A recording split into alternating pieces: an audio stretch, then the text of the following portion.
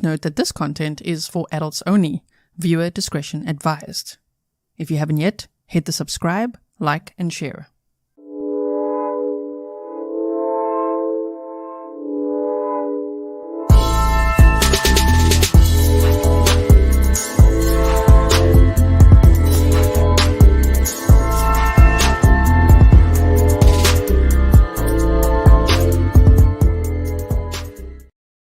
Hello everyone and welcome back to another live stream with me, Gisela K. This is Grizzly True Crime, and today we are back talking about Delphi. If you've never heard of the Delphi case before, I would highly recommend checking out my description box. There is a playlist there for you where you can catch up on everything, because we've definitely been talking about this for a while.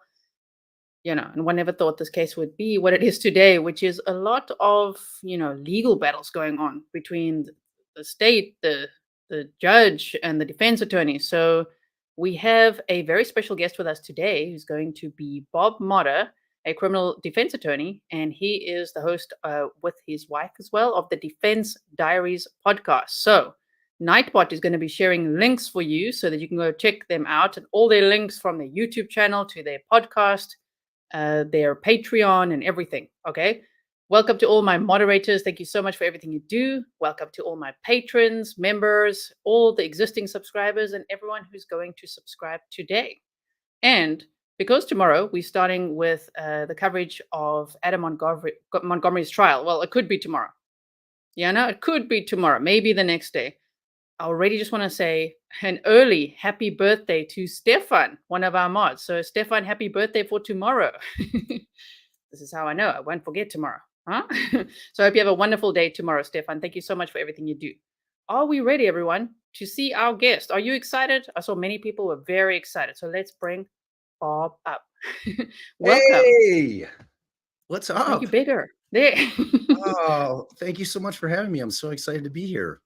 Yes, thank you always for all the knowledge you share, especially in this Delphi case. You definitely helped me a lot with the legalese, understanding what on earth is going on, because I can't believe some of it. From the outside looking in, it looks pretty bizarre what's happening there right now. It's hard to know. It's, I practiced 22 years and I've never seen anything like it. And I've had crazy cases, where you've had a judge kind of playing on tilt. I've never seen anything like this. This is next level, because I followed that case forever. Oh, and hi, Grizzlies. I love you guys. So make sure I said that. You guys are so wonderful. I'm so excited to be here. But yeah, I've obviously followed it because I'm only about 2.5 hours away from Delphi in Illinois. It's a relatively short drive. Hey, Rob, thanks. So I followed it as soon as the case happened. I didn't really as much get into the 5-year period where the case went cold, because it was getting I don't speculate like that. I leave that to other folks, and they could kind of dig in and try to figure things out. That I was waiting patiently until there was an arrest. And then when the arrest happened, that's when I'm like, all right, I'm going to jump in. And it was kind of the same thing on a much shorter time frame with Koberger and the Idaho 4 case. That case was so volatile, what was going online, it was freaking me out.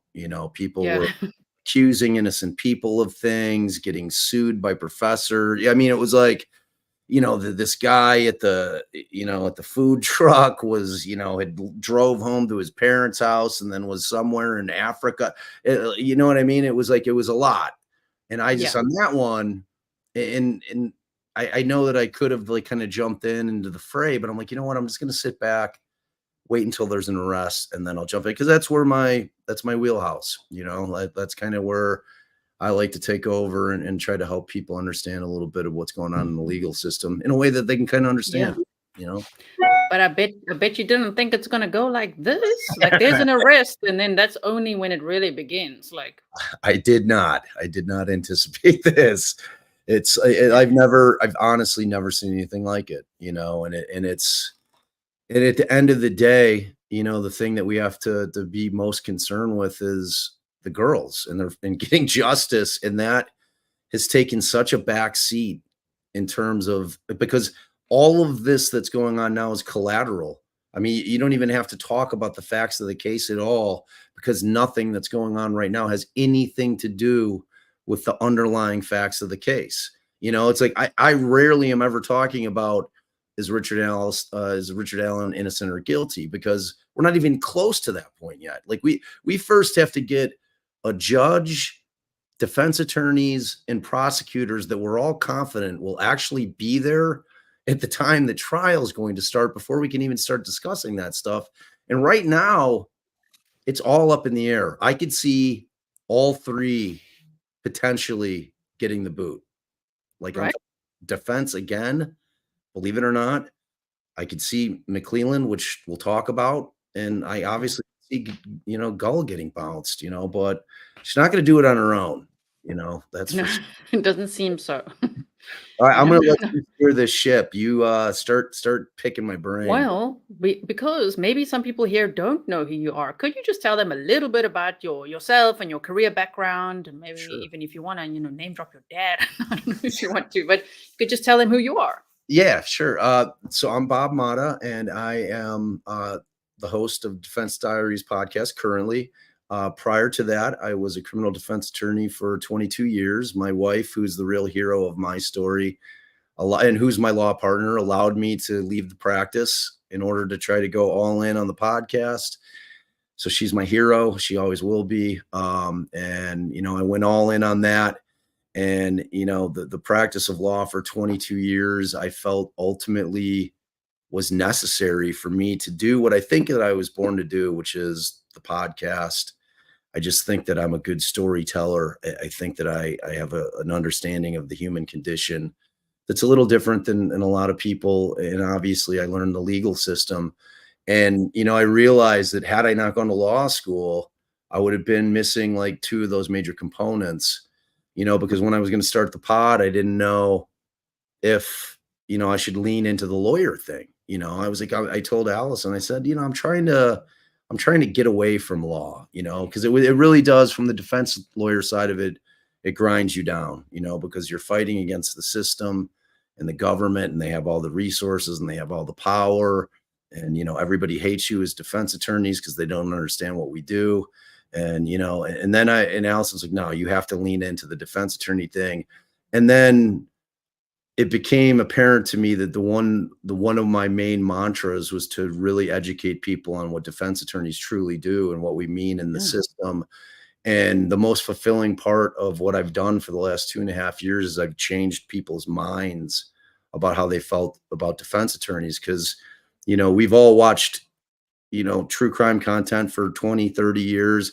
And it's always from the perspective of, you hear from the detectives, you hear from the cops, and you hear from the prosecutors. And in the last 10 minutes, they'll put in some sleazeball criminal defense attorney, and they'll portray him as such. And then that's what everybody's impression is, that we're out there just, creating loopholes and, getting people off of crimes. I'm like, man, what we're doing when we file a motion to suppress is preserving the Constitution for all of the citizens of the United States in terms of protecting our rights, because cops and the prosecutors of the government, and the document itself was written specifically for the purpose of telling the government what they cannot do to us, the citizens. So defense attorneys, when I'm filing a motion to suppress because a cop has done a dirty search and violated somebody's Fourth Amendment rights, if I didn't file that motion, that cop then thinks he has free reign to violate people's constitutional rights in perpetuity. So, when somebody gets let off on a case because they had to throw the evidence out, you don't blame the defense attorney for calling the dirty cop on being a dirty cop. You point your finger at the cop and say, do better, follow the law. Because if you follow the law, I don't have a motion to file. It's that simple. So that was kind of my background in the law, and that kind of what drove me to the podcast is, kind of my namesake. My father, Bob Motta Sr., happened to be John Wayne Gacy's criminal defense attorney, his trial attorney back in 1979, 1980. And back for my 21st birthday, he'd given me all his taped interviews with Gacy, preparing him for trial that no one had ever heard. And I sat on these things for 30 years. 30 years. I hadn't been Gisela, I hadn't even listened to them until I like literally the time that I finally said, okay, well, I'm worried about the tapes actually not being able to be played anymore because they were old school cassettes. Like we all used to make mixtapes for our Yeah. boyfriend and girlfriends back Yeah. in the 80s. So it was those things. And I'm like worried about them deteriorating to the point where I couldn't play them. So I digitized them. And that was the first time I listened to all the tapes all the way through. And they were disturbing, haunting, fascinating. They were like all the things that you think that they would be, and historic more than anything else. So I had tried to make a deal with Joe Berlinger, who is a documentarian. He did the Bundy tapes. And it was actually after that dropped on Netflix that I sent him an email. I'm like, I Googled him. I'm like, oh, there's his email address. I said, I'll send this guy an email. Send him an email like, hey, man, I just want to let you know I have some tapes that you might be interested in because they're a hell of a lot better than the Bundy tapes you just used. Because typically when you're talking to serial killers now, it's after they're on death row or they're 40 years into their sentence. And it's all the self-serving, just them being narcissist. Like this was different because it was a defense attorney preparing his serial killer client for an insanity plea case. And they're crazy. And it's my dad. Yeah. Excuse me. I'm fighting a cold, y'all. So if I cough a little bit, I'm going to try not to, but I have tea. So, but just hearing him try to prepare Gacy for this thing and the back and forth, like this battle between my father and Gacy is fascinating. So that when the deal with Berlinger fell apart, I said, okay, because I had been tinkering with the concept of doing a pod. One moment. Oh. I didn't get that. Oh, could you try again? My guy. It's my Siri. Siri saying hi, everyone. Yeah, my cough must have set him off, I guess. So that was the impetus. Once I kind of like that deal died with Berlinger, I'm like, you know what? I told Al, I'm thinking about doing this pod. Are you cool with it? And she's like, go for it. So that's it. That's kind of my background. It was great. long. Thank you. Thank you so much for telling us. Then everyone can know who you are, and they can hopefully go over to your channel and check it out, you guys. The links are being shared by Nightbot, and the mods are also sharing them. If you don't want to check it out, you could see season 1, the Gacy tapes and things here, defensediaries.com. Go there, and you can see all the links as well. I did want to tell you as well, you have made a huge difference in the true crime community in teaching people about defense attorneys and what your job is really all about, instead of just the usual, how do you sleep at night? Right? Sleep at night. So you really that's why I love your show so much. You're so good. So I really, especially in Delphi, I've also felt quite validated in my observations of like, this doesn't seem normal, but I'm not an attorney. Right. You speak the legalese, but it's helped so much. So thank you so much for all the work that you do. My pleasure. It's been Crime Curious. Welcome. Sorry to interrupt you. I just want to say welcome to Crime Curious, to Dizzy's here as well. I see a lot of your crew are here as well. So welcome. If you are all the facties, I've decided to call them facties because we're just facts over there. So facties. I don't know if it'll catch on. My mods will let me know. They'll be like, yeah, that one's not a winner, Bob. I kind of like it though, facties. Because the prosecutors have the prosecutees. Okay. I mean, that works. Facties. I don't know. It's kind of cute. I mean, look, the reality is exactly.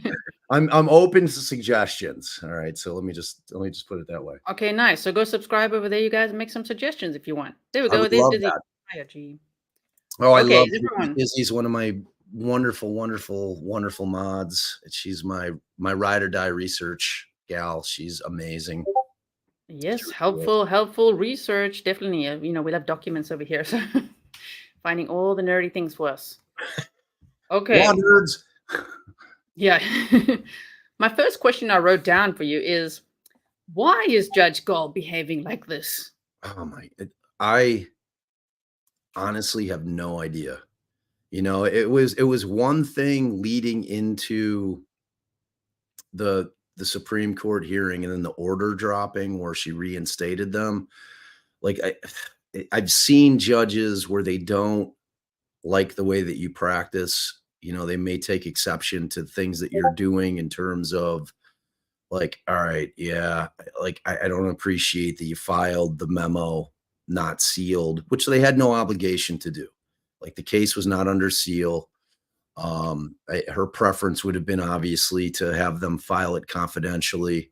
But, at the end of the day, she claims her concern with it was, that there were witnesses' names that weren't redacted, and it's one of those things where, from the defense side of it, I was thrilled with the memo because most oftentimes the way that the criminal justice system works in this country is that the state gets their narrative out, and that's all it is. Like, people just need to understand, I wasn't at the scene of the crime when it took place.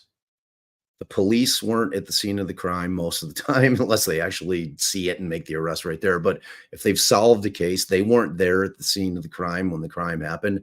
And the prosecutor wasn't there at the time that the crime happened. So what they do is they gather the evidence and then they create a theory. And that theory becomes a probable cause affidavit. And if it's typically circumstantial evidence. And the whole practice of law is that two people look at the exact same thing and they interpret it differently. That is what the law is. I mean, that when you boil down the essence of the law, it's interpretation. Hey, what's up, Meg? So for me, just being so sick of the state having their narrative out for 2-3 years as trial pending. And that's why and look, the cops get it right most of the time. That's the facts. They really do. But the problem is they don't get it right all of the time. Yeah. And it's those little cases that slip in the cracks and that you have to be concerned with. And, from the defense attorney's perspective, when I saw them first with the press release, which we're now seeing they're getting a lot of pushback in terms of, that motion that McCleland drafted up about, their contemptuous behavior. And the fact of the matter is, you look at it as they had that meeting with Gull. Rosie says, "Oh yeah, don't worry about it, Your Honor. I don't want to try the case in the press." And then they come out with the press release. But what people are forgetting is that 2 days before that, McCleland had put out a press release. So it was really in response to McCleland's press release that came after that meeting while that motion was pending to gag the case. So it's just, there's a lot of maneuvering, and that press release did the same thing. To me, it evened the playing field. To me, it put out the defense side of the story so that the people, the citizens and the public just aren't percolating on guilt for 2.5 years, because you can't for 1 second believe that subconsciously that once we kind of land on guilt or innocence, which we all do initially, we all like, you read the Huerman bail application, you're like, oh my God, they got him.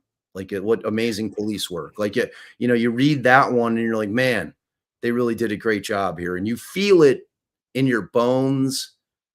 And then when you read the description that the one witness where he called him an ogre, and you say that, like, I have never seen a more apt description of a suspect in my entire life than somebody calling that guy an ogre, yeah. And then the Green Avalanche. So, and you just see them, how they put that case together.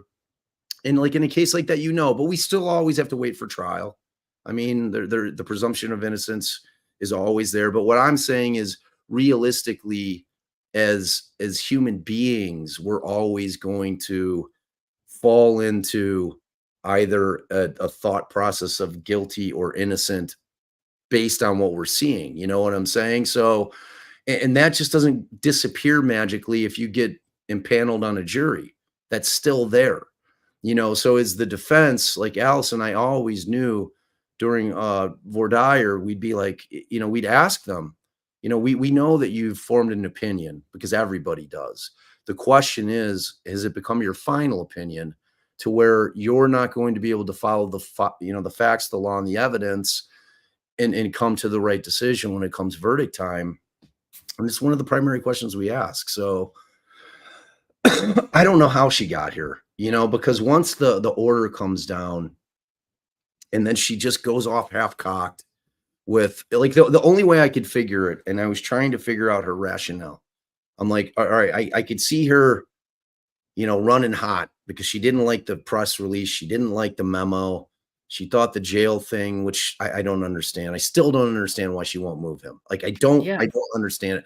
Like, her not moving him out of a prison when we have Cass County available, to me, is like one of the biggest red flags. It's more than her denying motions. I think she easily could have gone and had hearings on the 3 things that she denied after the opinion came out and denied them all. Like, legitimately, they're hard to win. A Frank's hearing is hard to win because even if she had found that Tony Liggett had been fudged the truth with respect to what the witnesses were saying, she still could have said, look, I'm going to take those false statements out. Okay. But does the probable cause still stand? Does what's remain enough for me to issue the warrant? And I think the answer for her would have been yes. And it would have been her call completely. And same with the ballistics. Indiana doesn't really follow. There's a couple of watershed cases called Fry and Daubert, which is what you test scientific evidence in terms of whether or not it's going to be admissible, if it's got enough gravitas and if it's got enough actual science behind it for it to be helpful to a jury. So those 2 cases, and they really don't follow those in Indiana. They have like a weird hybrid.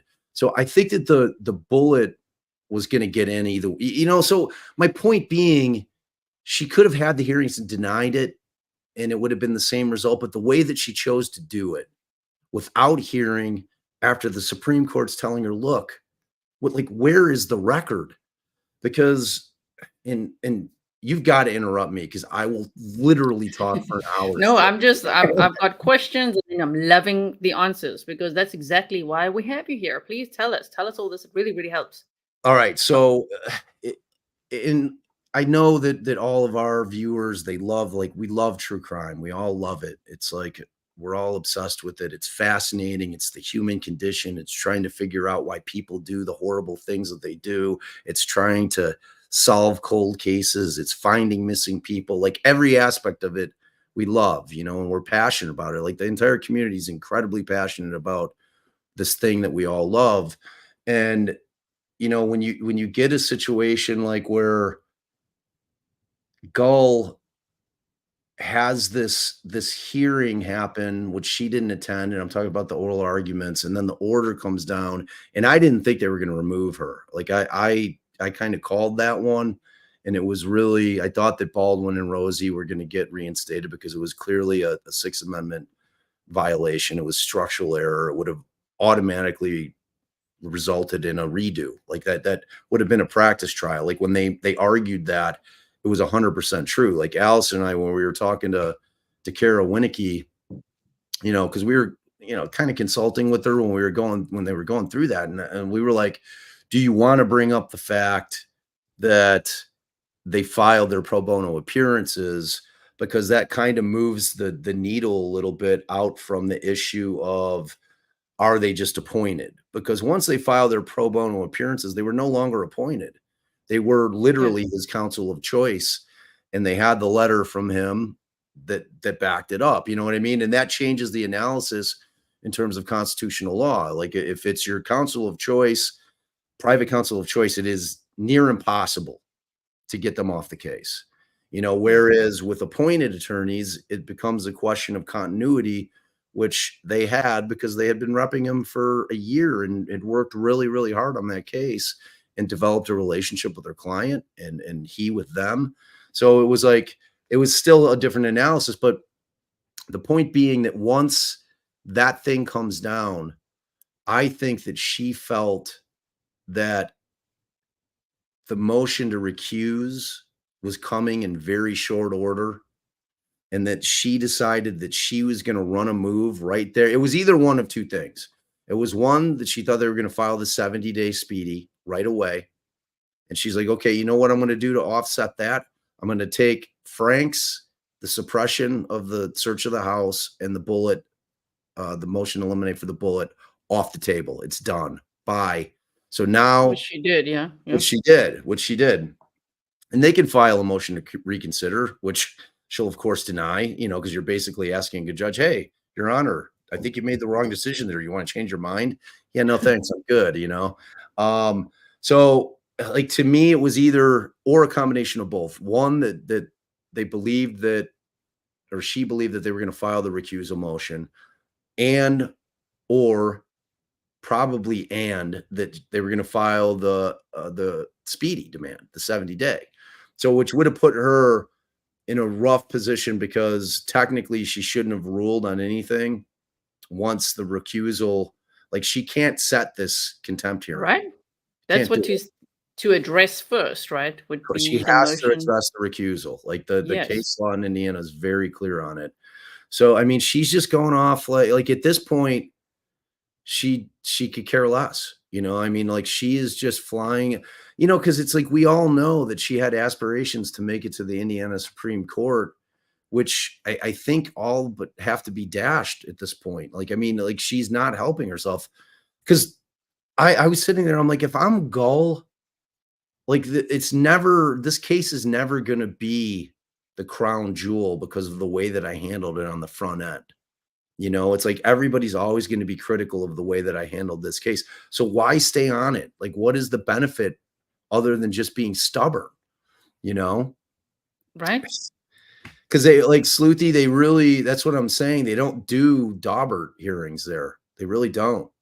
Like they're like Daubert and Fry are like something that they vaguely follow, like some weird version of it. They don't do like a typical, because typically in a Daubert hearing, that's where you're bringing experts in to prove up that your science is legit, you know, or to prove up that it's bad, you know, because it's a whole junk science thing. So and they really don't do it in Indiana. They basically just go to the weight of the evidence. Like what evidentiary value does it have? Does it have a lot of weight or does it have very little weight?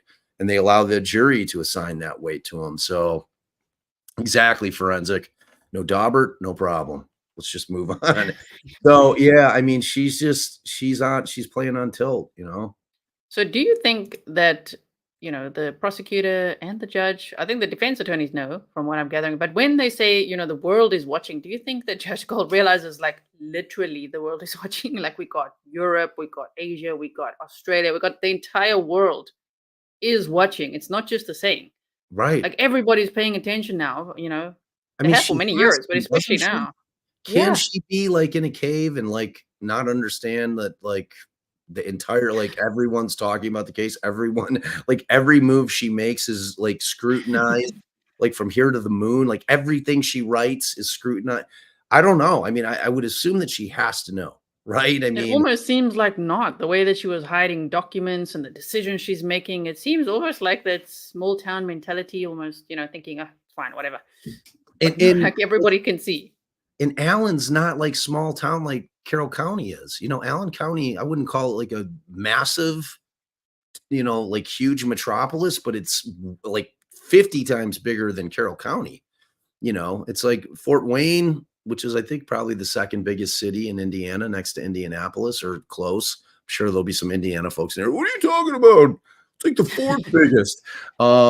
You know, but like she comes from a county that's got a lot of, you know, a lot of crime. You know, it's a busy county, criminally speaking. And, you know, it's a big courthouse. That courtroom, when we went up there for the one hearing, was gorgeous. Absolutely beautiful courtroom. Yes. And, you know, it's just, she can't be oblivious because there's too many people surrounding her that know what's going on. You know what I mean? Yeah. It's like my whole thing with like her and Lebrato being buddies was legit. Like I got that from a very reliable source that, you know, because frankly, the public defender, and she's probably we know she's the chief judge of the entire courthouse now, but she was probably like the key judge in the felony courtroom, you know, like probably the most senior judge. So all the bigger cases would go to her, which means that the head public defender, which would have been Lebrato, would be in front of her constantly, you know? Yeah. Excuse me. And over the course of time, you develop a relationship. If you're practicing in front of a judge in that courtroom, much like state's attorneys do, for years, you develop relationships, working relationships, maybe friendships. You know, I mean, like that was my problem with Lebrato more than Scremin, is that he was handpicked by her And it was like he was her lackey, like that was just kind of out there, so, and I try to be respectful of judges. I try not to, I'm never name calling her or anything like that. I just don't know what she's doing. I just don't get it. It's pretty scary. It's reckless, and it is scary. At the end of the day, it's terrifying, for everyone involved. It's like I had Susan Hendricks, who had written the Down the Hill book, who got a lot of heat on my live because, she had formed a relationship with the family, and she said that in the beginning. She's like, I anticipate that the family will be watching this. So she's very reticent about doubting law enforcement or doubting the strength of the case publicly, which I get. I knew going into that live. So I was a little stern with my subs. I'm like, look, I want to have people that may have opposing views from me or from some of you guys, and we have to treat them with respect. And if we can act civilly and disagree civilly, that's fine. I love that. That's what I've done for 20 plus years. The practice of law is arguing. I'm always arguing somebody that has the opposite opinion of me. It's what I did professionally for a long, long time. So I'm really good at doing it without getting upset. And I never devolve into name calling and, I always keep it on the up and up, and let's argue our facts. Let's argue our position, and let's keep it civil. And with her, people were getting really ugly, and it was based on really the fact that she just wasn't in a position where she felt like even if she's concerned about the strength of the case against Richard Allen, she wouldn't voice it publicly. But my point being, I've been I wanted to have Susan on in the hopes that the families would be watching, in the event that they're not actually watching everything that's going on, or just kind of have the cops whispering in their ear, Liggett and Doug Carter and McCleland, oh, it's all good. We got this. Trust us, trust us, trust us. Because I would, like, if it were my kids, because people put all their faith in law enforcement and prosecutors when they make an arrest in crimes like this, and they trust them implicitly. And I don't know that it always should be implicit, and then when that memo comes out, love it or hate it, like strip away all the Odinism stuff and just leave in the facts that are in there. And I'm talking about the fact that they're talking about that they found nothing on Rick Allen's electronics at all, any of his devices connecting him to the girls in any way, shape, or form, or to Odinism, because if it's a guy that just went there and is trying to stage it to look like, to pawn it off on some Odinist, which is the weirdest theory I've ever heard. Like out of all the crews in the world that you could think of to try to like pawn a crime off of, like who's picking Odinist? Like I'm gonna pick of a kind of this like subsect that no one's really heard of other than watching Viking movies, and it's like, and I'm gonna choose to like fake make runes. Like who's thinking of that? It's such a weird, like, because I think when the crime scene photos come out there, it's going to be evident. I mean, we know that there were 3 cops that firmly believed that something else was going on, that were not of the same mindset that the unified command was, and like these guys are legitimate cops. I've like Ferenczi was killed in front of a federal building. He was shot to death. Click and Murphy were good cops. Like these weren't some kind of schmucks, and they had a very different approach, and they were following a very different trail up to the, you can't discount the fact that Click's writing McCleland a letter saying, whoa, man, what? Like, can you explain to me why you arrested this Rick Allen guy? Did you not read the memo? Like my memo, and it's like when you see that kind of stuff, I wanted to know. And I wanted to make sure that the families knew what was going on out here. Like if they're being sheltered, if they're not keeping up with it, I don't know. Like I would imagine that they lurk in some of my lives. I'm certainly the loudest voice out there in terms of, and I'm not even vehemently on the pro-innocent tip. I'm on the fair trial tip is what my problem is. I don't know all the facts.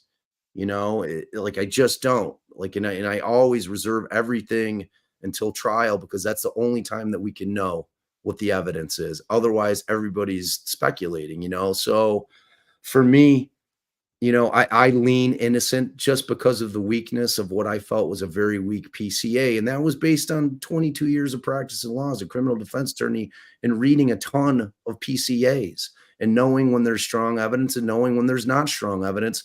And, him putting himself at the scene, which I don't consider to be an admission, but rather him volunteering the fact that he was there because law enforcement was asking for people to volunteer if they were there to get the information that they may have. So I don't look at that as him admitting he was there. I take umbrage when people call that admitting. He volunteered the information. And as long as I've practiced, I have had clients cave in when they're being interrogated all the time. It happens all the time. I've heard of killers going back to the scene to watch the cops process it. I've heard of killers going to the funerals and lurking there. I have never heard of a killer going to law enforcement and putting themselves at the scene of where the girls were known to have gone missing and ultimately were unalived. So I've never heard of it. We know that there's killers out there. We know that Jesperson was getting frustrated that he wasn't getting credit for his kills and he's writing letters and doing his little happy face stuff. And, we know that the Zodiac was writing ciphers, but that's still not putting yourself at the scene of the crime. It just doesn't happen. He just doesn't feel right. And I've sat feet away from sociopaths. I know what they look and they feel like. And the first time I saw him in person, and I didn't understand that he was 5'4" until I saw him. I did a triple take. He was walking back and I couldn't believe it. I'm like, he was short. He was 4 inches taller than Allison, my wife, and she's like a little Lilliputian. She's the most adorable little thing. She's 4'11", but I'm like, he's a teeny little guy. I don't know. The whole thing just doesn't add up to me. Kind of the recent thing that I've been rabbit holing on is why wasn't the unspent shell casing mentioned in the FBI's affidavit for warrant for Ron Logan? That's a good point. That's a very good point. Yeah. Anybody explain that to me? Does anybody know out there why that wasn't mentioned? I'm sure Ron Logan owned a 40 caliber weapon. It's Indiana. They're hunters. They own guns. It's very strange to me that was not meant. It wasn't even mentioned anywhere, which is, if you think about it, very unusual. And I'm not insinuating anything as to Ron Logan. I'm insinuating something as to that unspent casing. Yes. That's a good thought.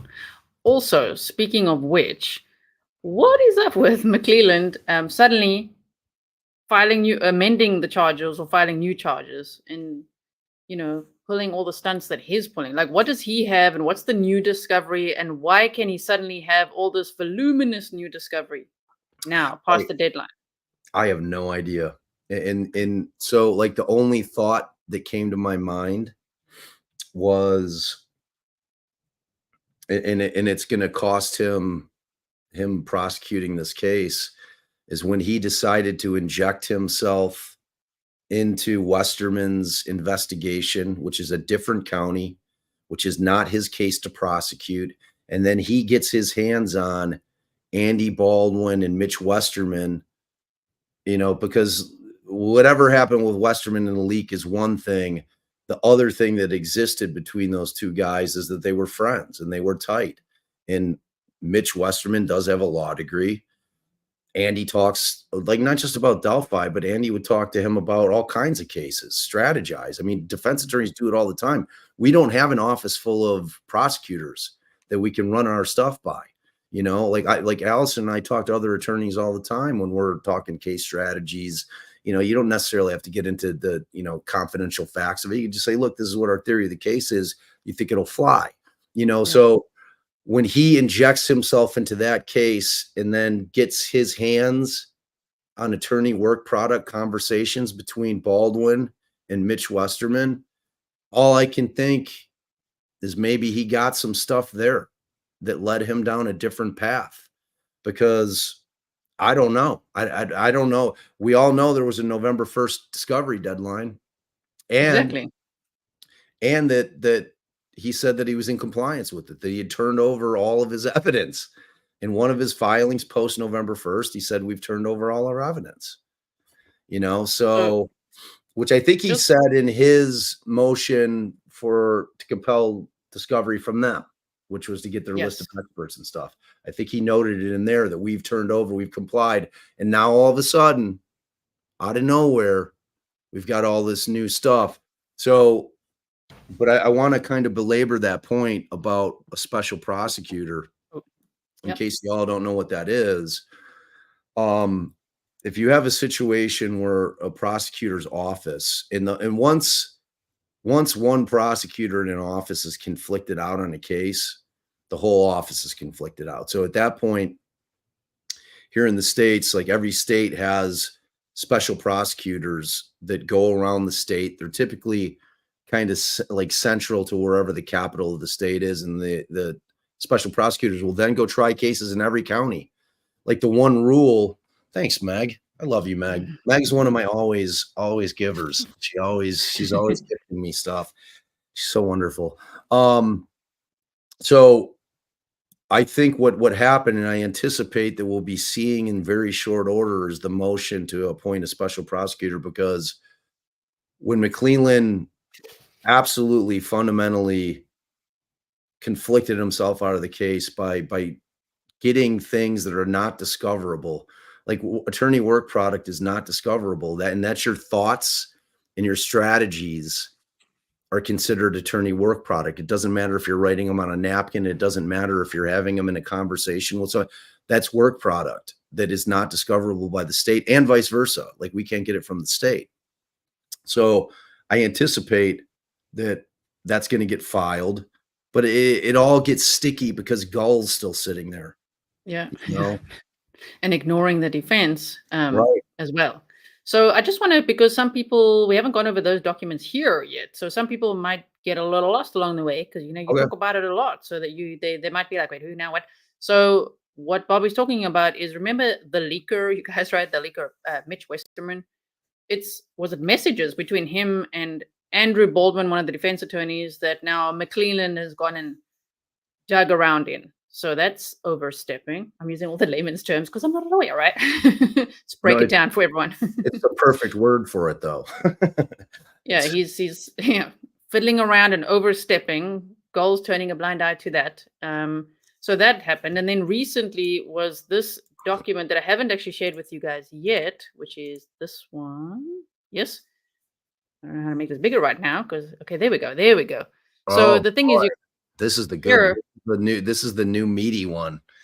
Yeah, the new one, the motion for continuance from the defense attorneys, Richard Allen's defense team, the ones that were reinstated. And they say here, the prosecutor's office has now directed additional and what appears to be new discovery to attorneys Rosie and Baldwin. And this new discovery, upon initial review, appears to be quite voluminous and will likely take several weeks for attorneys Rosie and Baldwin to review. So that is what my question is about, you guys. Is like, how can McCleland suddenly be like, because I just call it that he's making big boy moves. I don't know what else to call it. He's making big boy moves. Like at the Scoyne hearing, the Supreme Court of Indiana, you guys, McCleland that day was like, I'm filing more charges for Richard Allen. Like, okay. And now he's fiddling around in those messages, and now he's producing new discovery, like beyond the deadline. It just makes no sense. Yeah.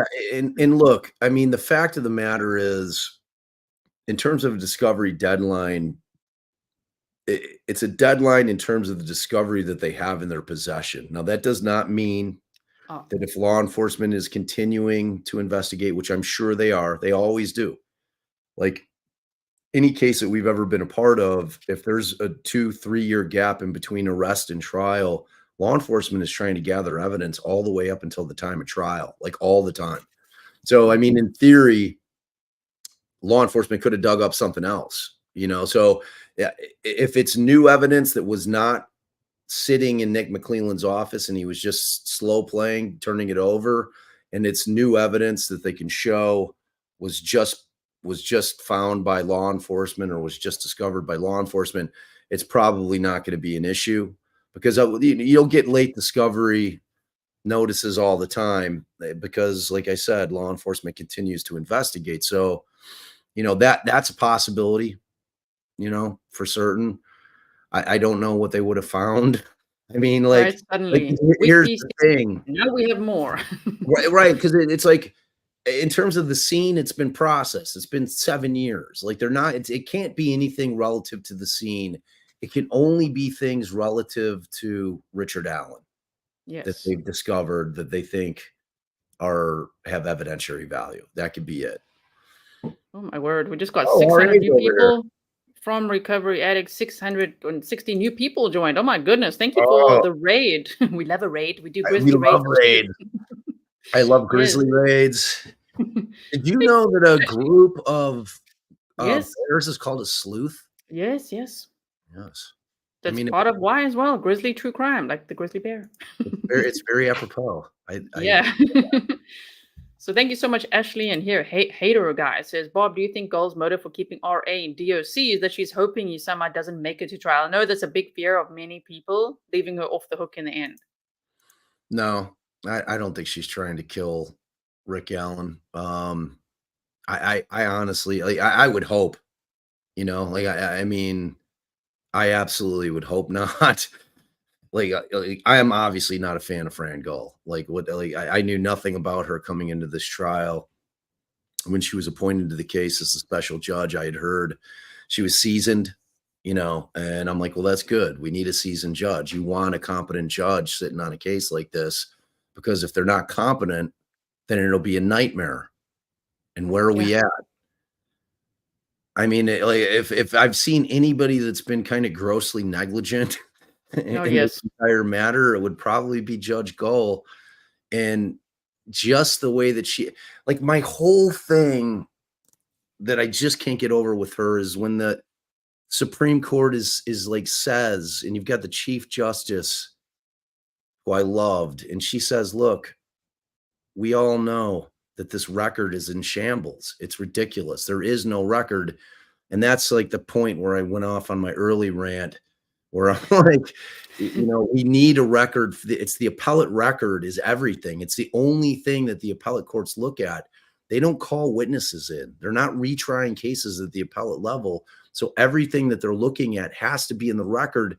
And when you have a record that's not being made in a case like this, it's awful, because it like the Supreme Court was complaining about it. Like, there was no record for us to review because you haven't been keeping a record, and that's why, like, if she's going to deny those motions like she did, write a good opinion letter. Like, just give your reasoning, your rationale, cite some case law, cite the correct standard, start with that. And then, give your reasoning. And then at least you've created a record, instead of doing a page and a half order where she's denied 3 huge defense motions. When she does things like that, I just don't know. In terms of why she's not moving him, I don't know. No one knows why he was moved the second time. Yes. Kathy Allen doesn't know. Baldwin and Rosie don't know. Carol Winnicky doesn't know. No one knows. No one knows why he was moved a second time, which is insane. 230 miles south. Yeah, it's why? I don't know. I have no idea what she's doing. It's almost like she's become unhinged. Yeah. That's what it seems like. That's what's so scary. It's like watching a horror movie at this point. It really is. Also, I missed a question from earlier where actually 2 people asked a very similar question. So the first one was, can Supreme Court tell Gull to do the motions properly? And following on was, who ultimately will decide if Judge Gull will be removed or replaced, and how likely do you think that outcome will be? Look, I mean, the fact of the matter is that the way, unbelievably, like when I was in Indiana for the oral arguments, and I was having lunch with Kara, and like after the arguments, I'm like, I thought they went really well. I feel like, I feel like Baldwin and Rosie are going to get reinstated. I think they're going to keep Gull on because they never mentioned her. Her name never came up one time in relation to what they were asking from her. So I'm like, they're going to keep her on, and then so the conversation turned to, okay, well, Rosie had filed a motion to recuse at a point in time when Gull would have considered him to not be counsel, so that would not have been, it would have no effect as a legal pleading. So they're going to have to file it again, which they did. And then I'm like, who appoints the judge for that? And she's like, no. She's like, Fran Gull decides it. I'm like, what? I'm like, I know judges will handle, like, if there's a conflict, like, oh, that's a former client of mine, I'm going to conflict myself out of the case, I'm going to send it over to the chief judge and they'll reassign it. Like, judges do that all the time, because most judges were in practice.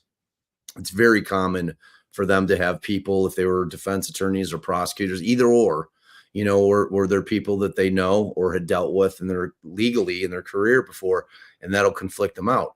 This is different. It's bias. Like, how are you having this woman sit and decide whether or not objectively, which is impossible for her to be objective about it, whether or not she's biased, and like, so then it's left to, she's of course going to deny that motion. I keep waiting for it to come every day.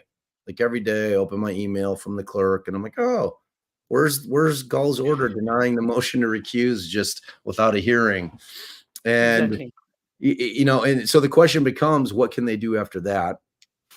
I don't really see a path for what they call an interlocutory appeal, which is an appeal that takes place during the pretrial and trial process, because most appeals take place post-conviction. All right. So an interlocutory appeal, it's got to be a certain thing that causes it to be an issue in order for the appellate court to look at it during the trial phase.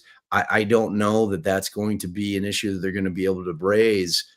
I think the more likely scenario, believe it or not, is that another original action will get filed, because like everything that she's doing is going to exactly what the Supreme Court didn't want to happen, which was the public to lose faith in the system, which is everybody, like, and when she's sitting here just denying things, it looks punitive. It looks like she's just punishing them. Whether it's legitimate or not, that's the appearance of it. And then when she's ignoring defense motions and then scheduling McCleland's motions, it's a bad look. It just makes her look vindictive. And, so I don't know. I mean, it terrifies me to think that she's going to be sitting on this trial. And I know that you ran Lebrato's entire interview that he did with Court TV. And it's like, wow. And then he says that Judge Gull's. Oh man. I was like, what? Everything was like, oh, wow. Oh, okay. Speaking our same language now. And then it's like, wait, what? At the end. Sorry, what? You still. Okay. Like, she's the right judge? I don't think she's the right judge. Like, he went as far as to say she's the only judge that can give him a fair trial. I'm like, wow. I'm like, see, that just proves that he's a total lackey for Gull. It's like, and I had done, like, because I wanted to find out why Lebrato had been, like, he was serving a suspension from the committee out there, the disciplinary committee. And I was yes. curious to know. And he was just coming off that when she appointed him. And I was curious to know what it was. So I was doing a lot of digging, because it was like, typically it's published. Like, Allison got dinged by the federal courts, and then, like, she's walking around the courthouse. They're like, oh, we heard you said effing bullshit in the courtroom, and you got in trouble. And she's like, well, yeah, I was fighting for my client though. And she won the case in federal court. So, it's like, but like, the point being is that they typically, whenever you get in trouble with the disciplinary committee, it's out there for public consumption. That was not. That's right, Janet. A Gull lackey. Yeah. Well, so yes, I mean, the biggest question is, what do you think? What do you think is going to happen next? Like, how will this case get back on track? Because definitely public trust, in my opinion, has been lost. There's many of us speaking all the same language from all over the world, just like this doesn't seem like it's on track. And after the Supreme Court hearing, it was like, okay, play nice, everyone. You can do it, everybody. But no, it's the same. We're seeing the same patterns. Yeah, I think I'm curious to see. So, and I know you and I were chatting before we came on, but I don't know if our viewers know that. So David Hennessy, who's a criminal defense attorney out of Indianapolis, which is the big city close to Delphi. Yes. He filed his limited appearance again today. Yes. So, what does that mean? So he is going to handle the contempt hearing for both Baldwin and Rosie. Like, he's going to be the lawyer for those guys, and he's going to handle that hearing. So the question is whether or not that hearing is going to go on the 12th. I mean, obviously Baldwin and Rosie have both filed for the motion to continue, which you threw up there. So this is Hennessy, and limited appearance means he is not going to be trying the underlying case with Richard Allen. He is entered his appearance on behalf of Baldwin and Rosie to handle the contempt hearing. So he'll litigate that. He'll be the one that's arguing. He'll put them on the stand, and he's great. Like, I mean, he's an old war horse. He's like an old, like, I got an avid viewer and follower and sub and friend of the show who calls him like a lead pipe carrying MFer. He was in chat earlier. He was in chat saying he'll Travis, know. yeah, Travis. Yes, exactly. Yes. So, and he's that guy. Like he's won. David Hennessy has won 100 murder cases. Now, winning can come in and always the first question that everyone comes to everyone's mind. Did you just let like 90 murderers go free? Like, that's what people always think, but it's like, but winning comes in a lot of different ways. It doesn't mean that they all went to trial and he won at trial. You can get guys out like on, motions to suppress, motions to quash arrest, all those different ways. So I'm excited that he's back. He's highly competent, and he is in no way, and he's on the verge of retiring. So he's scorched earth. He's not. Nothing he's to lose. Afraid to get, he's not going to have any problem going hard at Gull, which is exactly what he'll do. We need Hennessy in the house. So, but do you think there's a chance that these defense attorneys, if the hearing continues on February 12th, that they could actually be dismissed again? I don't. And that was the problem with. And I want to explain to people. So typically when you're filing for indirect civil contempt, you have to state whether it's civil or criminal. So McCleland didn't do that. And then the next step after you file and we call it a rule to show cause. And a rule to show cause as to why you should not be held in indirect civil contempt of court.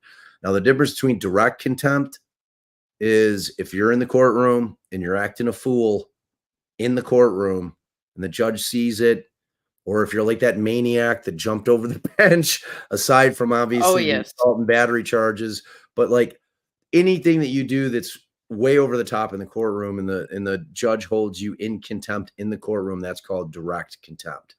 Indirect contempt is, say, for instance, you have a child support order and you're like, I can't stand my ex. I'm not paying her a dime. I don't care that I'm not supporting my kids. I'm going to punish my kids by not giving my wife the money because, I'm not paying her because I hate her. And so they're ignoring and willfully violating a court order.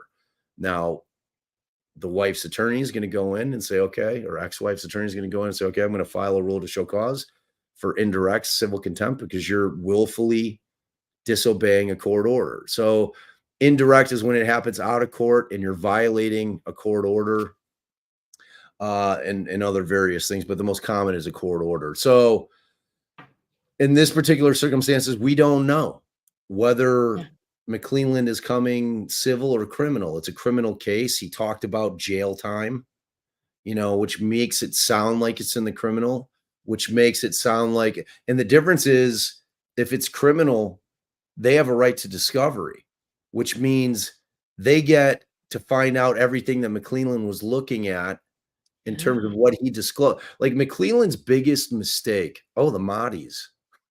The Mahdi's. I seen it. Motties. The motties. Yeah, the motties. I like the way they articulate those T's. So I think ultimately, I think that this date on the 12th will get continued. I mean, Rosie's not going to be there. I mean, it's the day after the Super Bowl. Like, it's like she just does stuff. Like, she has hearings 2 years in a row on Halloween. Yeah. He has it like in as ridiculous as you may, people outside of the United States may kind of view the Super Bowl as it being kind of a national holiday. It really is, as ridiculous as that seems, but it is. And like, she just does things that are, aside from her ignoring the recusal thing. I think what's going to happen, something's going to have to get filed, I think, again, if she's going to refuse to deal with her recusal beforehand. That's why I keep anticipating she's just going to deny it in a written order. I've reviewed your facts. I completely disagree. I'm totally unbiased. I think you guys are great. You're the best lawyers I've ever seen. I'm staying on the case. Good day, sir. Boop. And then she's done. And then she's free to move forward on this thing because she doesn't have that recusal order hanging over her head. It's the whole thing. I don't think she's going to do that. To sit on her own bias hearing is insane to me. How do you do that? It makes no sense. Well, she's going to do it with her head held high.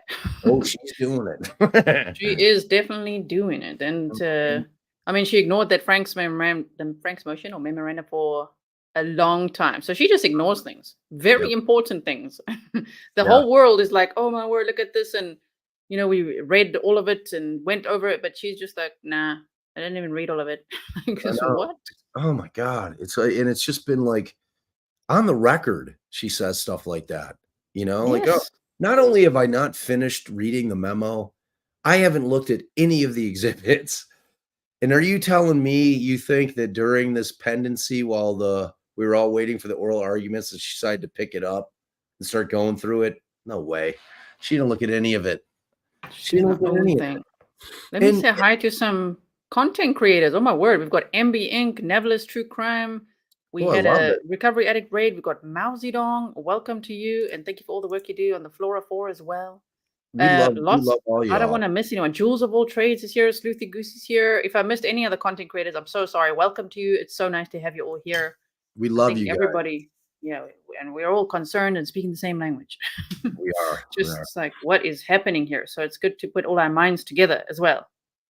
Okay, so let me see what else I have for you. Because we've still got a little bit of time. I know I said about an hour, but we still got to go for a little 20 minutes or so more. Me, I'll talk forever. So I'll talk until you tell me, Bob, it's time to cut you off.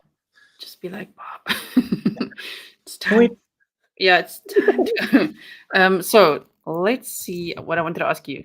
What did you think of Lebrato's interview before he talked about Gull? When he looked really scared, talking about like the Odinism is real and that, and saying that he truly believes that the client is innocent, his former client. Then, do you think, is he just speaking like a defense attorney, or do you think he truly believes that? No, I do think he was. So I wasn't surprised by what he said because we knew from their safekeeping motion that they filed that they had adopted the Franks. I mean, for the most of it, at the very least, they said it had merit. Yeah. So, and like I was irritated because like people are like, oh, so this guy who nobody knows who he is now because two more lawyers say that it has merit. Now it has merit. When Baldwin and Rosie filed it, everyone said it was nonsense, crazy, fantasy, like a fantasy novel, ridiculous. From Discord. Panic is all coming back, all that stuff, but so when they adopted that in their safekeeping memo, I was very happy to see it. And they also adopted their safekeeping motion that they had filed earlier, where Fran Gull had basically called Brad Rosie a liar, in open court, and McCleland called him a liar in terms of the things that he stated in his motion, which people have to remember Rosie stated in his motion that we requested to do a tour of Westville. We wanted to see where Rick Allen was being housed. They refused. So all he could go by is what his client was telling him, you know? So if Rick Allen didn't give him proper measurements on the size of the cell, so be it. You know, talk to Westville about it. Don't call Brad Rosie a liar because he's just citing what his client told him about his conditions. I mean, if they're not going to let you go in, which they typically don't, jails are not friendly to defense attorneys. They don't love it. They'll stick us in a room with our client, and you know, if we're lucky, we'll get to talk to him in private, you know. So I like going into that interview, and Barb McDonald had like hit me up. She's like, "Oh my God, I interviewed Lebrato." I'm like, "Really?" I'm like, "Wait." I'm like, he's still under the gag, right? She's like, "No, like he got okay from Gull." And I'm like, "Wait, what? He got Gull said it was okay from the friend." Yeah. But let that rattle around in your brain for like a second. So like, what's Gull's incentive of letting Lebrato? Because you know, if they have the conversation, and I'm talking Lebrato and Gull, because she flat out told me he got clearance. Because I asked, I'm like, it doesn't matter if he's off the case. He's seen the discovery. He's under the gag. Like that doesn't end when you're off. I mean, it's like Baldwin and Rosie weren't talking like when they got removed from the case because they were still under the gag. You know, yes. Obviously they were hoping to get back on, but still, either way, if you have intimate knowledge of the facts and the evidence in the case, you're gagged. You're still falling under that order. She's still got jurisdiction over you because of you, being an attorney in the case. So I was curious, and so she says they have that conversation, but think about that conversation. Like Gull had to have said, "Okay, well, what are you going to say?" That's like a weird thought, that to be like, say things about Odinism being scary, but then just make sure you say, "I'm the piss judge. I'm amazing." Like in retrospect, knowing that conversation takes place, doesn't that almost seem like that's exactly what happened? It seems like I want you to legitimize what these guys were saying. And then, but at the end of the day, I need you to say, like, here's the rub. This is what the rub. You're going to have to say, I think there's only one judge out there that could give Rick Allen a fair trial, and it's Judge Gull. Like, for him to say that was so insane that it caused, I was so depressed because it like all the credibility that I was starting to give him was washed away in like 10 words. I was like, oh, this guy. So I was excited. I was excited to hear it. I was excited to hear, the concepts that the defense had put forth prior being validated by other attorneys that had looked at the evidence. I mean, I thought it was good for the case, and it's I'm so frightened about this case because the reality is, if it turns out that Rick Allen is not the guy, the guy, can you think of any case, and you cover so many cases, can you think of any case in a relatively high profile case where they have arrested, gone to trial, the suspect or defendant is acquitted, and then they subsequently arrest somebody else for the crime? I can't. No.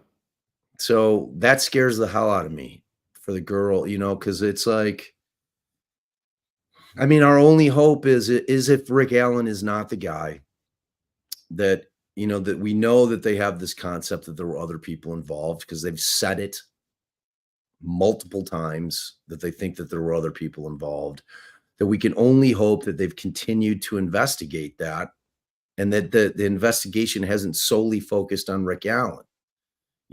I mean, it's like, because imagine being the families and being told, I mean, the thing that surprised me most about the Lebrato thing was that he agreed with the election, the whole Liggett thing. Right? Yes.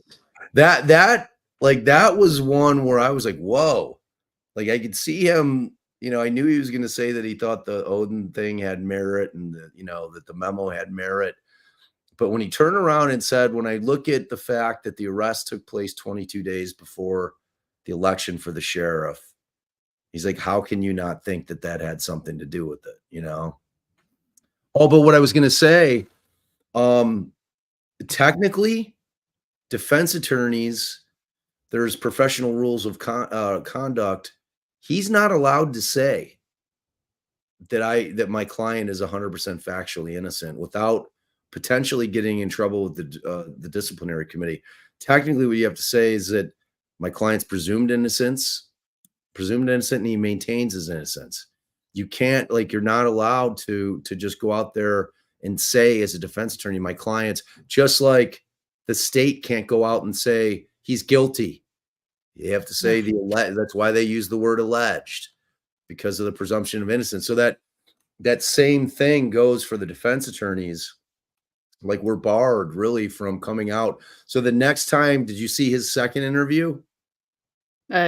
Don't think I saw his second one. I saw like an extended one, but I didn't know there's a second. No, I know what you're talking about. I did see it. Yes. It was a local station he did it on, and he changed his tune. He started using the presumption of innocence thing, and like Sleuthy was all upset. She's like, "Did you see that? Did you?" She's like, I'm like, no, I'm like, he had to do that because we're really not allowed. All right, let me see. The Chief Justice asked. You're like me. As soon as there's a question, it's like squirrel. Okay, there it is. Yeah. Okay, here's a good one. All right, read it to me. The Chief Supreme Justice asked, how can we get this trial back on track? So how do you think we can get this trial back on track? Oh, man. I mean, the hope was, to be honest with you, that they all would have just played nice and just realized that there's families out there and that this thing has to be had. And let's just all move forward professionally, and let's just do it the way that we're supposed to do it. You know, like Allison and I have never filed a motion to suppress and not had a hearing. I mean, they're primarily denied, but you have the hearing, you make the record. It's such a hard question to answer now because so much has happened subsequent to the order before the opinions come down. Like, that's the thing that just blows my mind, that this judge is blowing hot without an opinion being out. Like, she has no idea what their rationale was. You know what I mean? Like she could come back and say, the court could be saying, look, based on the things that the judge put forth in her bullet points, none of those would reach the point to where she could remove counsel. Yeah. You know what I'm saying? That could absolutely be in their opinion. And that, to remove them for those infractions, those are sanctionable for certain. Fine them, do the other things that you can do, but you cannot remove, because it's going to affect his Sixth Amendment right to counsel. It's like in that balancing act. So it's a great question, man. And the easiest answer, to be honest with you, is to get Gull off the case. I think if a new judge were put on the case and that new judge came in like the new sheriff in town and said, I'm laying down the rules. Both sides are going to listen to me. I'm done with all this nonsense. Everything's going to be on the record. If you file motions, I'll give you timely hearing dates, and just lay down the law and get this thing back on track. I mean, it's the judge's job to guide this thing through until we get to trial and then through trial. And she's failing. That's not happening. Yeah, that's definitely. And we're not even being people aren't being mean to her out of nowhere. It's like literally, it's an epic fail. This is not working out. So I know. Concerning. And I'm really like for as much as I talk about her, I never insult her. I don't call her names. I don't say she's an idiot. She's just mishandling the case so massively now. Right, Diz. Like a real judge. I feel like we're looking at Judge Ito 2.0, like the way that she's handling this. And Judge Ito, for you youngsters out there, was the judge that was handling the O.J. Simpson case. And that was the first time that a trial kind of took the world by storm, and it was appointment television. Everyone was watching every day. And that judge had no control over anybody. None of the lawyers, lost complete control of the trial. And I feel like that's what's happened here. Yes. Oh, sorry, did I take that off too fast? Yeah, what Mao was that? Zedong was saying, bring the FBI back in, and new judge Rick Allen already has grounds for appeal with Judge Gull. And I think new prosecution as well would be I agree. amazing. I think they have to remove McCleland. If they keep McCleland on, because I'm just trying to tell you guys that like attorney work product is like it's like sacred. It's like he's gained access to their inner thoughts and their trial strategies, which is verboten. You're not allowed to do it. Like, you cannot do it. And he did it in a case where he's not prosecuting it, and it's not even in his county. And who is getting an iCloud warrant for a misdemeanor conversion case? That's insane. Like, no part of me thinks, especially when you have an affidavit from the guy who's basically saying, this is exactly what I did. The problem is, and why he's asking for a jury trial, is it doesn't fit in the statute of conversion. There is no crime that was really committed. That's why he's taking to jury trial. Like, in terms of them needing the phone, it can only have been for one reason. And when we found out, because Nick McCleland was too stupid enough not to keep that out of his motion, that he accessed those discussions, because law enforcement will typically say, in a situation like we saw it in the Crumbly case, which I know that you weren't watching, but there was a situation wherein I was watching with you. I was just lurking. Yeah, all right. So so Crumbly's attorney was texting her after they had pressed the charges against the Crumleys, and they're on the lam, right? So while Crumley is testifying, she relates something back in answering a question from her own attorney, referencing that conversation, which then opened the door and waived attorney-client privilege so that they could start to get the discussions in. But what was interesting is that when law enforcement got the phone, they let the prosecutor know, hey, you might not want to look at this because there's attorney work product on here, meaning the conversations between Crumbly. So I'm just pointing out that typically law enforcement's going to give a heads up to a prosecutor to say, hey, there's attorney work product on here that you probably shouldn't look at, which has to be incredibly tempting, right? I mean, like, who wouldn't want to take a peek into their opponent's playbook? Ooh, let me just take a little poo here. It's like, I could see why they'd want to do it, but it's just, you can't do it, and now that he's admitted that he did it, I don't see how he can stay on the case. I really don't. And if he does, it's even more of a red flag. Oh man, that'd be really scary. It really Judge Gull is just like, don't worry, it's fine. Like, it's really not. It's really not. It's really not. It's really not. Sure. Yes. What else was I going to ask? Oh, I was going to say, in the Crumbly trial, the judge at one point, when the defense attorney gets all like, I need a break. The judge said, look, I'm trying to let it be fair for both sides. That was like, yes, I just wish we could hear that from Gull. Not just fight for a fair trial for Richard Allen, but to be fair to both sides, because we're not seeing that. No, we're not. And like, people were giving her a lot of grief. Like the first time I was streaming it, before I did a live with it, and I was watching it on the Law and Crime stream, and I was in their chat. Let me just say, the chats in Law and Crime are not our communities. We have not ours either. wonderful, brilliant people in our chats that are like super intelligent and like really ask great questions. And it's like, that's just like, it seems like it's a lot of mouth breathers that really don't understand anything about the problem. And so I'm like, and I kind of like dip my toe in the chat, and I'm like, oh, well, she's just doing her job when she's objecting, and like, she's an idiot. She's, I'm like, look, she's in there, and like, I happen to love her. I found her to be very human. I found her to be incredibly prepared. I found her to really understand the law, which is what matters. And I was trying to explain to people, you guys have to understand, she's trying that case alone without a trial partner. And when you are doing that, it is nearly impossible, because you have to be full attention, listening to the witness on the stand being directed because you're going to be cross-examining them. At the same time, trying to figure out what evidence that they're currently referencing. So you're trying to do that, going through it by yourself, figuring it out. Like where's you saw her giant leaning tower of Yes.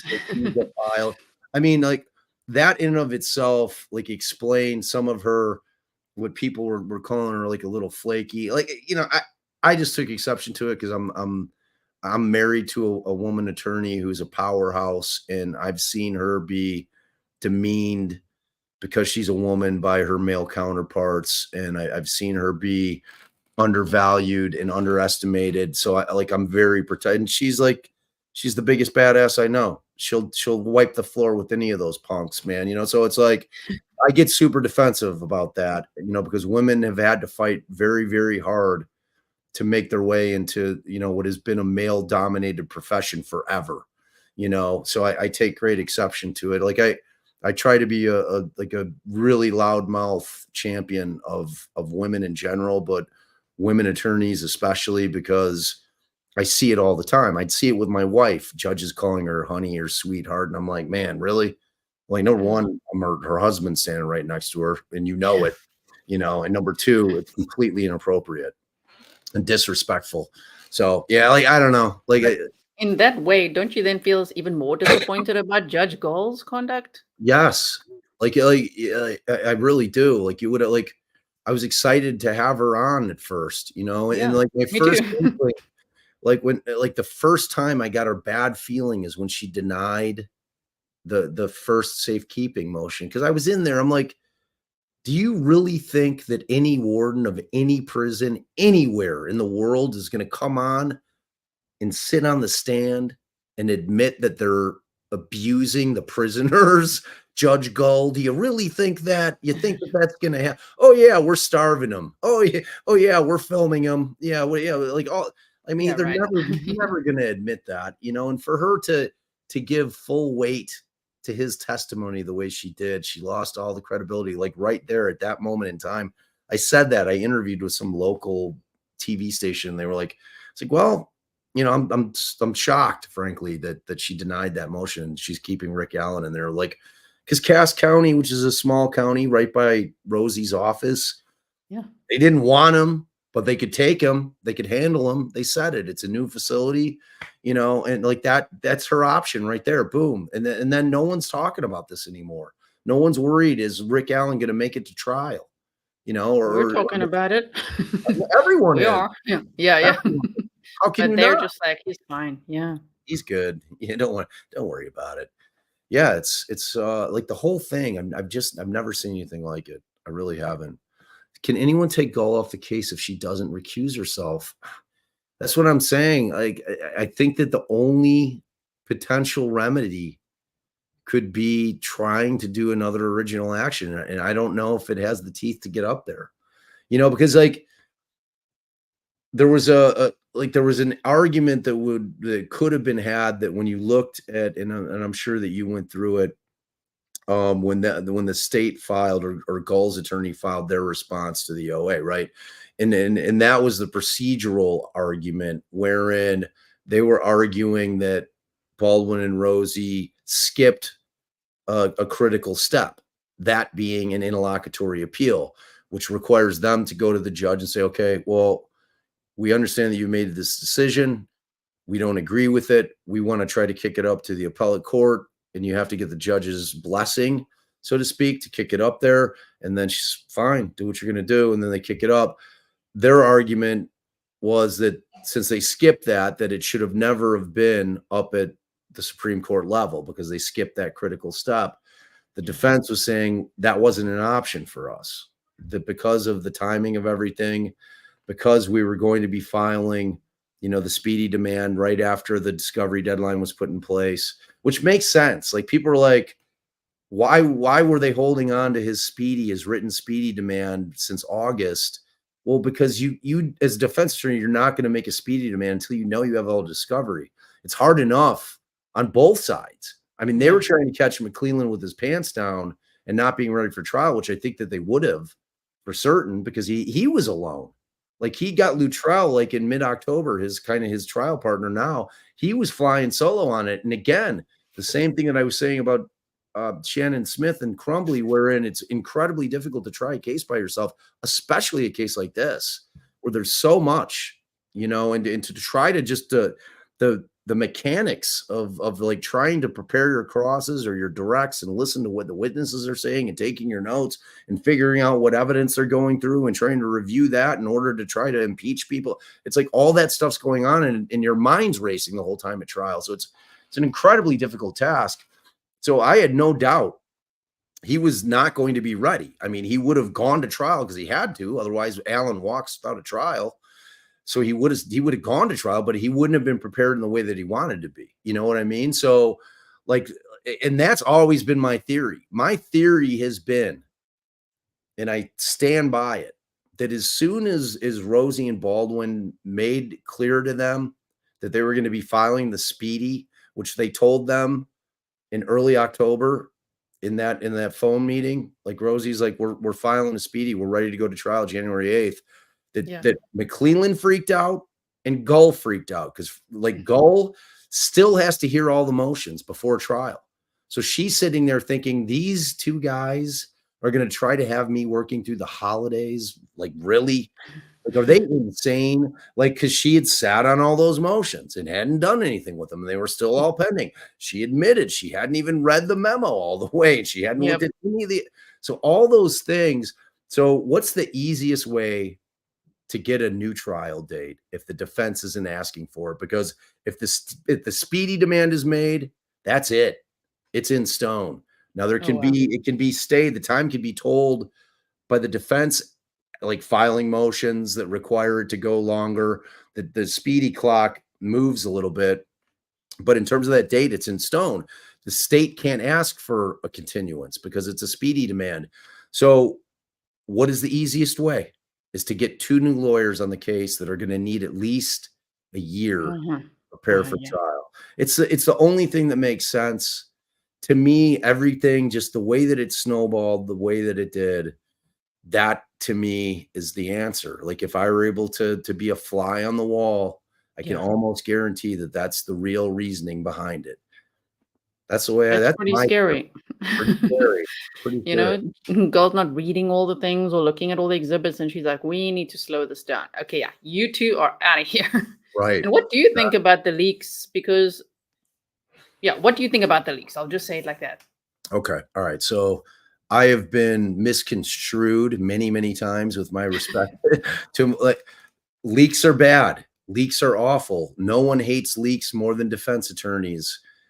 I do not want these pictures ever getting out to the public. I do not want the families ever to run into these things online. I cannot imagine being one of the family members and getting on my computer one morning and having to look at a picture of my daughter on the internet in that state. Like, so that being said, the leak itself is horrific.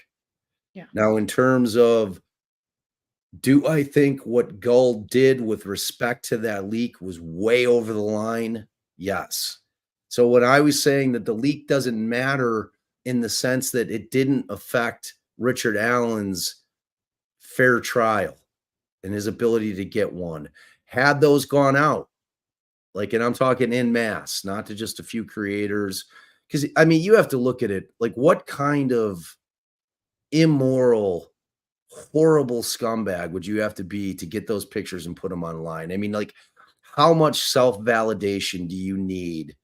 How disgusting do you have to be to put they would have been shamed off the face of the planet by every creator, by every single person out. Like, you know what I mean? It's just, it wouldn't have happened. So that being said, it didn't affect his ability to get a fair trial because I say it all the time. We fight as defense attorneys to keep those pictures out or limited as much as humanly possible at trial because all they do is create emotion in the jurors. You don't want the jurors coming from a place of emotion. You want them sticking to the law, the facts, and the evidence.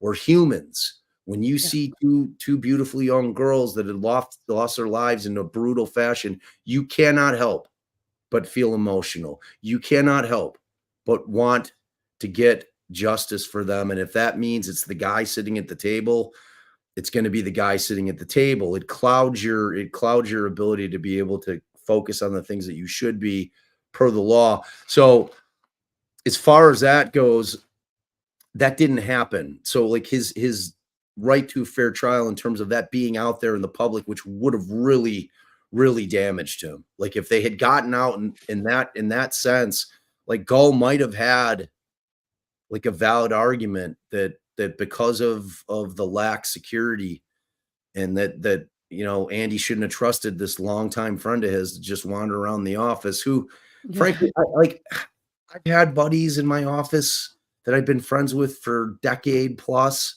that I would never think it would do that ever, so I mean, he was betrayed in a way that he didn't anticipate, so like I blame him for not securing the documents and the pictures. I understand that he had a war room. Every trial like this, you're going to have a war room. It was right before the deposition, so they had probably the pictures that they were going to be using at the deps out, but you got to lock the door down if you're going to have people wandering around, obviously. So in that sense, he's got blame. And you know what? Sanction him, fine him. They made a very reasonable request in terms or suggestion what the sanction should have been. Sanction them 40 hours of pay. Have them work for pay, because or work for free for a week. It's like $7-8 grand. You feel that? You're going to learn your lesson from that.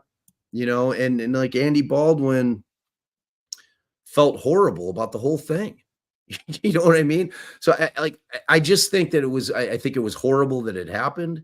And I think that it was grossly mishandled by Gull. But again, my motive for her had very little to do with the leaks. I think that she used those leaks as a springboard to get those two guys off the case so that she could continue this thing for a year, so that McCleland had time and so that she had time. And I'm not suggesting that she was talking to McCleland and it was in cahoots.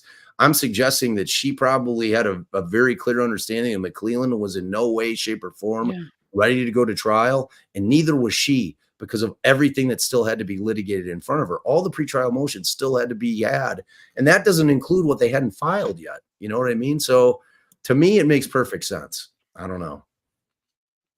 I'm for real going to have to go soon, but I wanted to ask you one more question, even though I probably have 100 more. One more question. What do you think about Gull not signing off on those invoices and actually paying these defense attorneys? Sleazy. To me, it just, every little crummy thing that she does is just indicative of bias. Because we're not talking a couple of weeks. We're talking months went by where these guys are like, hey, because, and just so people understand, these guys are both in private practice. They both have their own private practices. They're not full-time public defenders. Like in smaller counties, it's sometimes a requirement if you're an attorney, a barred defense attorney, that you have to kind of put your name in the hat. And occasionally you'll get assigned PD cases where you're going to handle them pro bono, or you'll be paid by the county. So these guys have full practices. And when you get a case like this, okay, it kills the rest of your practice. You do not take any new client, like no new clients come in. You can't take them because you can't give them the time that they need. All your old clients or your current cases, you're trying to get other attorneys in your office to handle those. So, the fact that she knew that type of a case is a practice killer and was stiffing them on paying them, which was probably the only money they had coming in at the time, just really, really just highlights bias to me. It's just another thing that she did that is just like, how do you couch it any other way? What other way could you look at it to where it makes sense?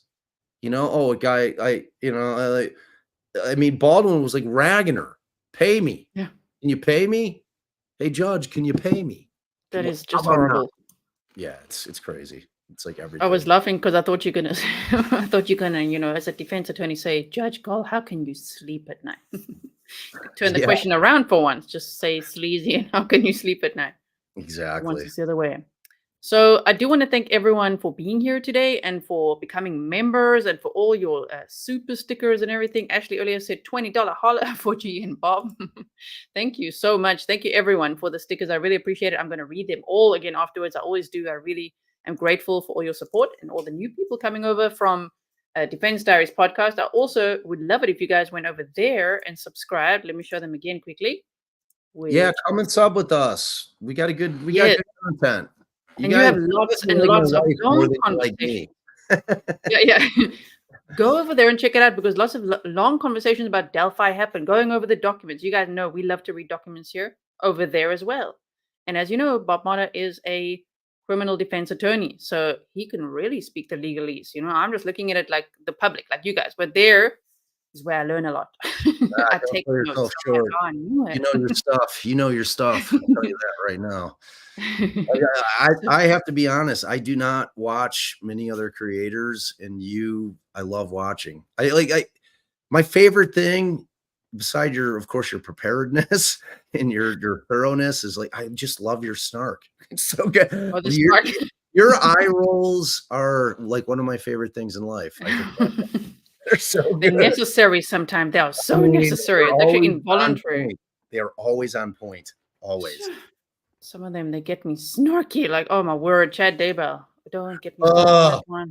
I can't wait for that one. Yeah, we did. Allison and I covered that, not on our YouTube channel, but we covered it on our podcast. And we were trying to do it. We were trying to do it daily. So Allison would come home and listen to all the testimony from that day at 1.5 speed, so that we love that. What we were doing is we were trying to summarize what the testimony. It was really great coverage, but it was that trial went so fast because the defense did nothing. So the losses were super short. So the state was just barreling through all their witnesses, and it was great coverage. But man, what a case! Oh, they're so right. Those two, Chad and Lori. Oh man. Don't even get me in that. What are you covering next now? Because you just covered the Crumley case. So if you guys didn't see that, you want to go watch some replays over there. But what are you planning on covering next? I'm actually fascinated about that Brian Smith case that you actually have a nice little members only video. Right after this. That's why I got to go, you guys. Just now, in 2 minutes, I got to go. Because, guys, we're having a members only stream to talk about that. A South African who ended up in Alaska and ended up being a serial killer. Yeah, that's the one. And if you all have not heard, your minds are gonna be blown on how they got him. Starting with how they got him. Yes. And then everything else is unbelievable. It's and it's getting very little pub because it's in Alaska. I was texting some of my friends in the press. I'm like, hey, is anybody covering that case? Yeah. It's one of those cases that I think is going to be really, really interesting. I think so. One little news station so far that I see. I'm a member because you know what? I guess I get to watch too. You get to see that coverage. Well, we just talked about it a little bit. And then if you cover the trial, everyone will be all prepared because I can't cover two trials at once. It's Adam Montgomery now. For me, for February. Yes. I'm just going to say this flat out. Defense attorney, there's a presumption of innocence and all that stuff, and I live and die. That guy. I've said it and I've tweeted it. I want to meet him in a dark alley, and I want to see if he wants to try to pick on a guy his own size. When I heard about what he did to his daughter, I have 4 kids, so I have zero tolerance for it. He is so repugnant to me. I can't. There is no one currently in Huberman's an ogre and disgusting. No one makes me feel more enraged than Adam Montgomery. I can't put my finger on it. It's probably just because I cannot get the vision of him punching his little girl in the face repeatedly out of my mind. But I don't even know. I would sound like a raving lunatic if I covered that trial. I hate that guy so much. I just cannot stand him. Oh, he's the worst. So hopefully You'll snark with us in chat when I cover the trial. Come and join us. If you see Defense Diaries Podcast in chat, you guys, Bob's here and he's ready to snark during the month of February at Adam Montgomery. Oh man. Okay. Well, I hope we can have you back again sometime. I'd love to. Yeah. Like if you guys didn't know, I didn't know that Gisela had written a Gacy book. I think we have to have a Gacy convo. You've got the Gacy tapes. I've written the Gacy book. Yeah, that could be very interesting.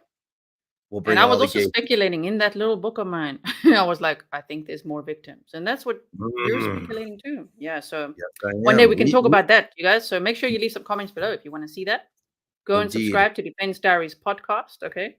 And you know what I like is that you always say, I am not a YouTuber. I'm a podcaster. And I say the exact opposite. I am not a podcaster. I'm a YouTuber. So I always love it. We just prepare for that, guys. If you go over there, Bob's going to say I went to your first video. Actually, I went to your first live like a couple days ago because like I was trying to figure out how to pronounce your name properly. I'm like, all right, I got to go I got to go to the way beginning because like once everybody kind of knows you don't like necessarily say your name like I'm Bob Motta. Like I say it every time I have to. But yes. So I went all the way back and like you said that I was once a podcaster. Now I'm not. I am a YouTuber. Yeah. Exactly. The exact thing in your life. Well, this has been amazing. Guys. I love you. I love your community's amazing. The Grizzlies are amazing. I love you guys. Come check us out.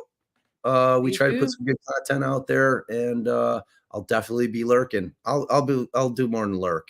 I'll be chatting because I'm definitely going to want lurking while working. I do it too, and we love 1.5 speed. So thank you so much, and we'll see you again soon, guys. Please leave some comments as well for Defense Diaries Podcast, Bob Motta, and I'll see you all in the member stream. You'll be teleported there now. Okay. I'll see you there now. And then for everyone, we'll see you hopefully tomorrow for the Adam Montgomery trial starting. I don't know if it is, but we'll see. Okay. Thanks for the hands. Bye. Bye.